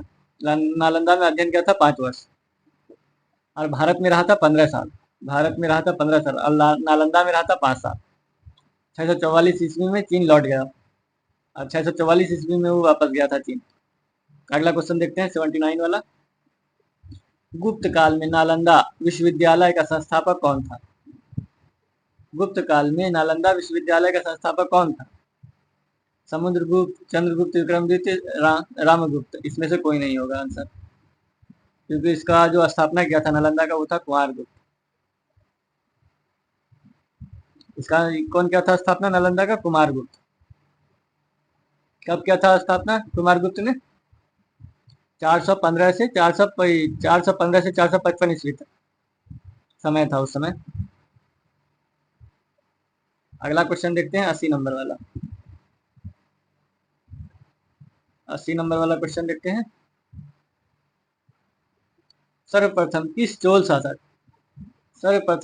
शासक ने सिंहल नरेश, सिंहल मतलब वो श्रीलंका को कहते हैं सिंहल, नरेश महेंद्र पंचम को उसकी धरती पर पराजित किया था? वो ये वाला क्वेश्चन टीआरई 2 में आया हुआ है, इसको हम लोग देखें अभी इसी वीडियो में। टीआरई 2 वाले क्वेश्चन में सिंहल नरेश महेंद्र पंचम को कौन पराजित किया था? राजेंद्र द्वितीय और राजराज प्रथम, ये भी क्या था? राजेंद्र द्वितीय, राजराज प्रथम भी क्या था?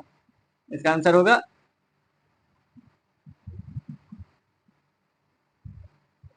राजराज प्रथम था, ये द्वितीय इसमें दिया हुआ है।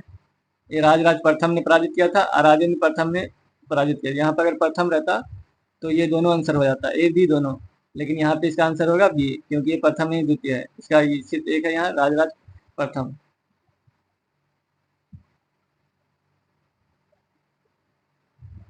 राजेंद्र प्रथम, यहाँ राजेंद्र द्वितीय है, ये प्रथम रहता तो ये आंसर होता है। ये तो दोनों एक ही हो जाएगा, राजराज प्रथम, यहाँ राजराज द्वितीय है।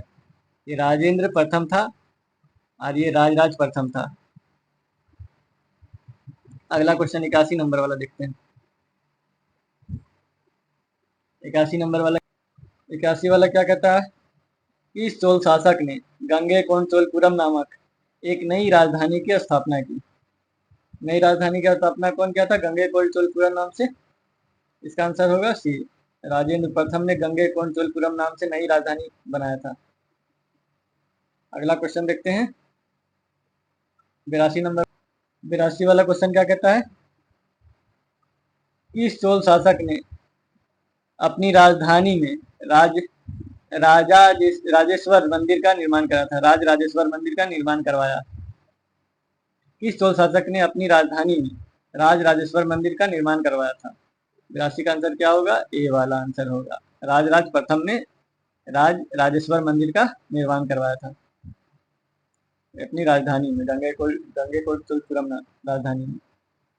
चोल शासक हर्षवर्धन, गुप्त वंश और ये मौर्य वंश, सिंधु सभ्यता और पाषाण काल का तो कम आया। ये सब पे क्वेश्चन बहुत इंपॉर्टेंट है। अभी तक जितना क्वेश्चन आ रहा है ज्यादातर उसी का होता है, 70%। राजेश्वर मंदिर का निर्माण किसने करवाया था? राजराज प्रथम ने अपनी राजधानी में। अगला क्वेश्चन देखते हैं 83 नंबर वाला। किस चोल शासक को समकालीन लेख में चोल नारायण कहा गया है? किस चोल शासक को चोल नारायण कहा गया है? आप लोग ऑप्शन देखिए, इसका आंसर होगा क्या? सी वाला, राज प्रथम। किस चोल शासक को समकालीन लेख में चोल नारायण कहा गया? चोल नारायण कहा गया है राजराज प्रथम को। अगला क्वेश्चन देखते हैं 84 नंबर वाला। सर्वप्रथम इल्तुतमिश को कहाँ का गवर्नर बनाया गया था? इल्तुतमिश को सबसे पहले कहाँ का गवर्नर बनाया गया था, ये पूछ रहा है। इसका आंसर क्या होगा 84 का? सी, ग्वालियर का। 84 का आंसर क्या हो गया? सी होगा। अगला क्वेश्चन देखते हैं 85 नंबर वाला। 85 नंबर वाला क्या कहता है क्वेश्चन? किस स्थान पर इल्तुतमिश ने गजनी के ताजुद्दीन यलदौज को बुरी तरह से पराजित किया एवं बंदी बना लिया? इसका आंसर क्या होगा? इसका आंसर होगा बी वाला, तराइन। किस स्थान पर इल्तुतमिश ने गजनी के ताजुद्दीन यलदौज को बुरी तरह से पराजित किया और बंदी बना लिया? तराइन में। तराइन स्थान पर इल्तुतमिश ने गजनी के ताजुद्दीन यलदौज को बुरी तरह से पराजित कर बंदी बना लिया था। इल्तुतमिश एवं यलदौज के मध्य 1215 ईस्वी में तराइन के मैदान में युद्ध हुआ था। कब हुआ था? 1215 में युद्ध हुआ था, 1215 में। अगला क्वेश्चन देखते हैं 86 नंबर वाला। 86 नंबर वाला क्वेश्चन क्या कहता है? इल्तुतमिश को खरीदने में कुतुबुद्दीन ऐबक को कितना खर्च करना पड़ा था? इल्तुतमिश को खरीदने में कितना खर्च करना पड़ा था कुतुबुद्दीन ऐबक को? ये क्वेश्चन आ चुका है पीछे TRE2 वाले में। 4-5 क्वेश्चन हो चुका है TRE2 का, TRE3 में। इसका आंसर क्या होगा? सी, 1 लाख जीतल। इसका आंसर होगा 1 लाख। इल्तुतमिश को कुतुबुद्दीन ऐबक कितने में खरीदा था? 1 लाख जीतल में। 87 नंबर देखते हैं। किस वर्ष बगदाद के खलीफा ने इल्तुतमिश को मान्यता प्रदान की थी? बगदाद के खलीफा ने इल्तुतमिश को कब मान्यता प्रदान की थी? सी, 1229 में। ये भी TRE2 का क्वेश्चन है जो फिर से रिपीट हुआ है TRE3 में। अगला क्वेश्चन देखते हैं 88 नंबर वाला। 88 वाला क्वेश्चन क्या कहता है? 88 वाला क्वेश्चन, दिल्ली में कुव्वत उल इस्लाम मस्जिद का निर्माण किसने करवाया था? ये क्वेश्चन तो बहुत बार आया हुआ है। इसका आंसर होगा कुतुबुद्दीन ऐबक। अगला क्वेश्चन देखते हैं 89 वाला। 89 वाला क्वेश्चन क्या कहता है? दिल्ली सल्तनत के इतिहास में किस अवधि को चालीसा का शासन काल माना जाता है? दिल्ली सल्तनत के इतिहास में किस अवधि को चालीसा का शासन माना जाता है? आप लोग पहले आंसर दे दीजिए। इसका आंसर होगा 1236 से लेकर 66। चालीसा दल का इसमें प्रभुत्व रहा था। चालीसा का शासन कब तक माना जाता है? 1236 से 66 तक। अगला क्वेश्चन देखते हैं 90 नंबर वाला। किस सुल्तान के अधीन नाइब ए ममलिकात का नया पद सृजित किया गया था? ये भी TRE2 का क्वेश्चन है, ये हम लोग कर चुके हैं इसी वीडियो में। इसका क्या आंसर होगा? मुइजुद्दीन बहराम शाह। मुइजुद्दीन बहराम शाह। किस सुल्तान के अधीन नाइब ए ममलिकात का नया पद सृजित किया गया था? मुइजुद्दीन बहराम शाह। ये इल्तुतमिश का काल है, रजिया सुल्ताना को हटाकर जो बना था उस समय का काल है ये। अगला क्वेश्चन देखते हैं 91 नंबर वाला।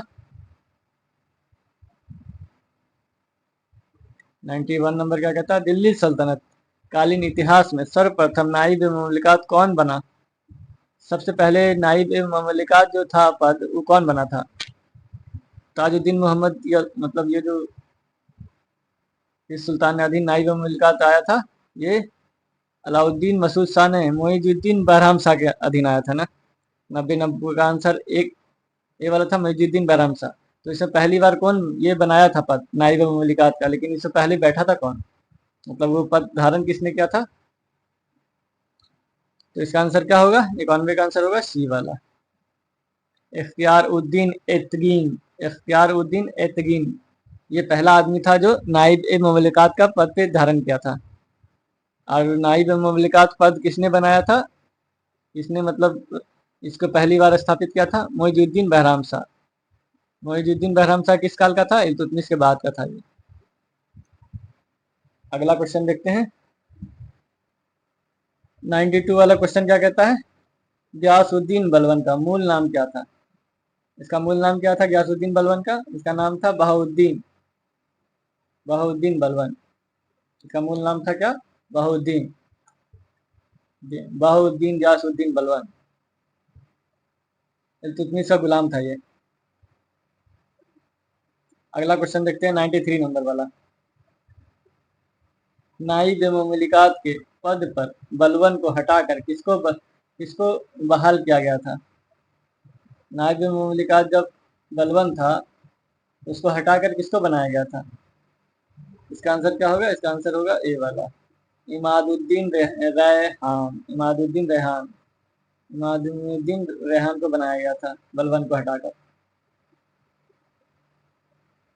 अगला क्वेश्चन देखते हैं 94 नंबर वाला। क्या कहता है क्वेश्चन? बलबन ने अपने सहधर्मी को आज्ञाकारी बनाने हेतु सिक्कों पर क्या खुदवाया था? सिक्के पर क्या खुदवाया था? सहधर्मी को आज्ञाकारी बनाने के लिए, मतलब उसके साथ में काम करने वाले को उसका आज्ञा माने, हर बात माने, उसको क्या सिक्के पर खुदवाया था?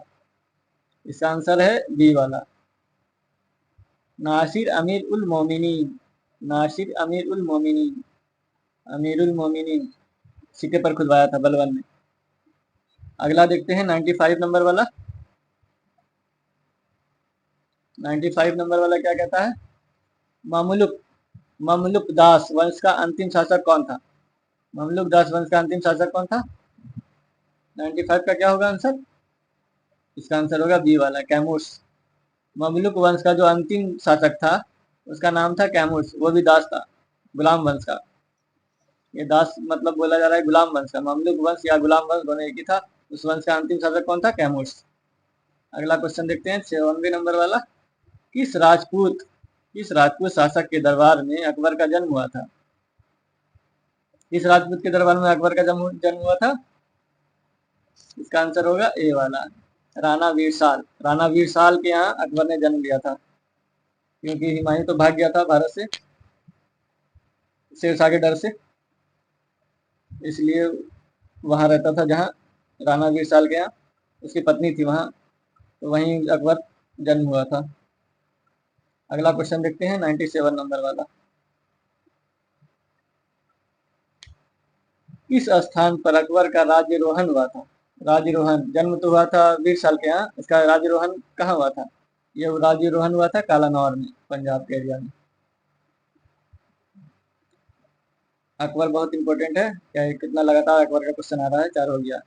अकबर की अंतिम विजय किस पर थी? असीरगढ़। ये भी टीआरई 2 का क्वेश्चन है। टीआरई 2 का भी 6-7 क्वेश्चन हो चुका है। अकबर का अंतिम विजय किस पर था? असीरगढ़ पर। 99 वाला क्या क्वेश्चन कहता है? 99 वाला क्या है? अकबर ने मजहर की घोषणा किस वर्ष की? अकबर ने जो मजहर की घोषणा की थी वो किस वर्ष की थी, ये पूछ रहा है। इसका आंसर क्या होगा? इसका आंसर होगा 1589, नवासी नहीं, 1579, 1579 में, 1579 में, 1579 में मजहर की घोषणा किया था अकबर ने। अकबर का बहुत इंपॉर्टेंट है। अकबर कौन कौन चीज कब कब किया है ये देखना पड़ेगा और याद भी करना पड़ेगा। दास प्रथा का अंत कब किया था अकबर? दास प्रथा का अंत कब किया था? 1562 में। अकबर ने दास प्रथा का अंत कब किया था? 1562 में। और अकबर को हरम दल से मुक्ति कब मिली थी? ये भी 1562 में मिली थी। हरम दल से मुक्ति मिली और दास प्रथा का वो अंत कर दिया। तीर्थ यात्रा समाप्त किया 1563 में। तीर्थ यात्रा का समाप्त किया था अकबर ने 1500। अकबर ने तीर्थ यात्रा कब समाप्त किया था? दास प्रथा खत्म किया, फिर उसके 1 साल बाद तीर्थ यात्रा खत्म किया 1563 में। दास प्रथा के बाद तीर्थ यात्रा कर समाप्त किया 1563 में। फिर लगातार जजिया कर समाप्त किया 1564 में। फिर इबादत खाना का स्थापना किया है 1575 में। और दिन ए इलाही की शुरुआत की है 1582 में। दिन ए इलाही की शुरुआत 1582 में अकबर ने किया था। इलाही संवत की शुरुआत किया था 1583 में। दिन ए इलाही की शुरुआत किया 1582 में, उसी के बाद इलाही संवत की शुरुआत किया 1583 में। इबादत खाना की स्थापना कब किया था? 1575 में। उसी में ये सब हुआ था। दिन ए इलाही की शुरुआत इबादत खाना के अंदर ही हुआ था 1583 में। इलाही संवत की शुरुआत किया था 1583 में, और यहाँ से लगातार है दास प्रथा का 1562 में। हरम दल से मुक्ति 1562 में। तीर्थ यात्रा कर 1563 में। तीर्थ यात्रा कर समाप्त किया तो जजिया कर भी समाप्त किया 1564 में। अब अगला क्वेश्चन देखते हैं 100 नंबर वाला।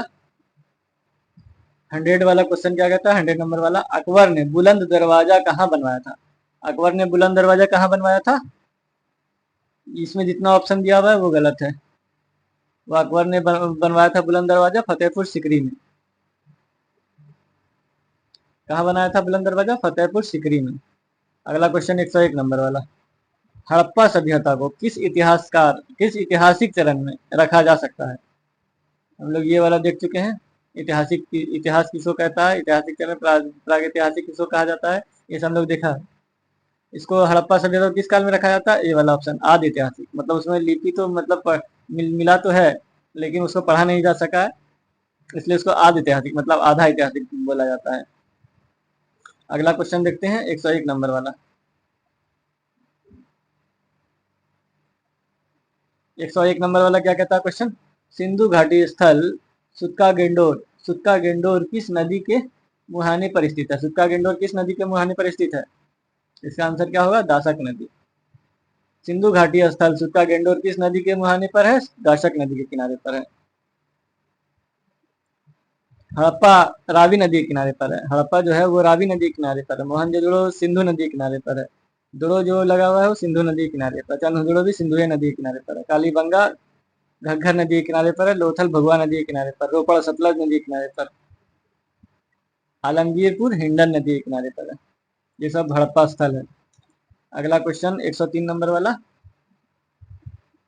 सिंधु घाटी स्थल हुल्लास सिंधु घाटी स्थल हुल्लास नाम का सिंधु घाटी स्थल भारत के किस राज्य में स्थित है, इसका आंसर क्या होगा। ये जितना ऑप्शन दिया हुआ है वो गलत है, वहां नहीं पाया था, इसीलिए इसका आंसर ई वाला होगा। इसमें तो ऑप्शन नहीं है लेकिन ये जो हुल्लास है ये उत्तर प्रदेश में है। कहाँ है उत्तर प्रदेश में, सहारनपुर में। सहारनपुर जिला में है उत्तर प्रदेश में हुल्लास सिंधु घाटी सभ्यता। जितना भी सिंधु घाटी सभ्यता का स्थल है उससे क्या मिला है ये सब याद रखना होगा। अगला क्वेश्चन 104 नंबर वाला, 104 नंबर वाला क्या कहता है, यूनानी साहित्य में चंद्रगुप्त मौर्य को किस नाम से वर्णन किया गया है। चंद्रगुप्त मौर्य को किस नाम से वर्णन किया गया है, एंड्रो एंड्रो एंटियोकस, एंटीगोनस, सेंड्रोकोटस। इसका आंसर होगा सी वाला, सेंड्रोकोटस। यूनानी साहित्य में चंद्रगुप्त मौर्य को सेंड्रोकोटस कहा गया है। अगला क्वेश्चन देखते हैं 105 नंबर वाला, किस यूनानी लेख ने कहा है कि एरियाना एरियाना प्रदेश चंद्रगुप्त मौर्य को विवाह में दिया गया था। किस यूनानी लेखक ने कहा है, किस यूनानी लेखक ने कहा कि एरियाना प्रदेश चंद्रगुप्त मौर्य को दहेज में दिया गया था। किसने कहा था, बी वाला है, इसका स्ट्रैबो ने कहा था।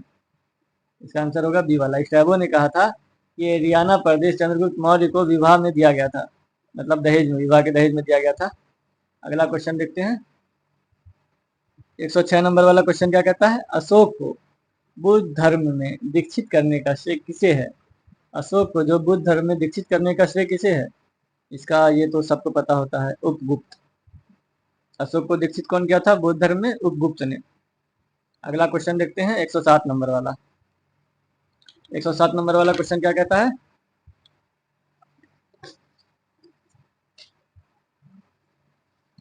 107 नंबर वाला क्वेश्चन कहता है, अशोक ने अपने शासन के किस वर्ष में बोध गया की यात्रा की थी। बोध गया की यात्रा कब की थी, ये वाला क्वेश्चन TR2 का है। बोध गया की यात्रा कब किया था, अशोक ने कब किया था बोध गया की यात्रा। ये वाला TR2 का हम लोग किए हैं, याद है कि नहीं। इसका आंसर होगा सी वाला, 10वें वर्ष। अशोक ने अपने शासन के किस वर्ष बोध गया की यात्रा की थी, अपने शासन के 10वें वर्ष।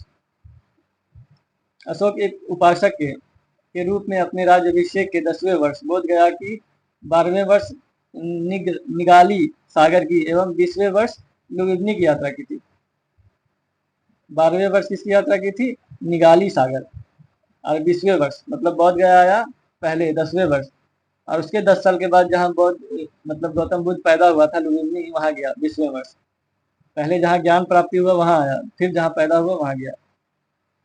उन्होंने लुम्बिनी की भू राजस्व कर मतलब वहां के जमीन का टैक्स जो है वो 1/6 से घटाकर 1/8 कर दिया गया था। जब वो लुम्बिनी गया था गौतम बुद्ध के जन्म स्थान पर, तो 1/6 के घटाकर कितना कर दिया था, 1/8। अगला क्वेश्चन देखते हैं 108 नंबर वाला, 108 नंबर वाला क्वेश्चन क्या कहता है,